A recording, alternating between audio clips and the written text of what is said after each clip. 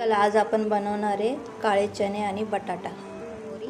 Butter घेतलंय मी, 1 चमचा मैदा, हिंग चिमूटभर, लिला लसूण, हिरवी मिरची,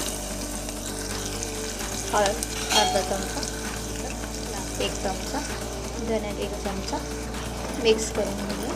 त्याच्यामध्ये आपण थोडीशी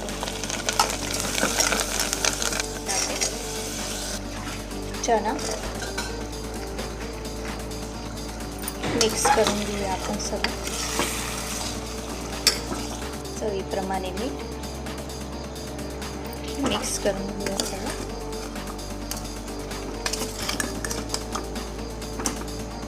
पाणी टाका, 1 ग्लास पाणी, अजून थोडंसं पाणी। चला उकळी आली थोडीशी, आपण याच्यामध्ये शेंगदाण्याचं कूट टाकून घेऊ। शेंगदाण्याचं कूट अर्धी वाटी मिक्स करून घेऊया, मिक्स करून घेऊया आणि आता कुकरला झाकण लावून घेऊया। आपण 3-4 शिट्ट्या घेऊया त्याच्यामध्ये। कुकरला झाकण लावू आपण, 4 शिट्ट्या हे बघा। मिक्स करून घेऊया। ही बघा आपली काळे चणे आणि बटाट्याची भाजी झाली। आता आपण सर्व करून घेऊया। ही बघा काळ्या चण्याची आणि बटाट्याची भाजी।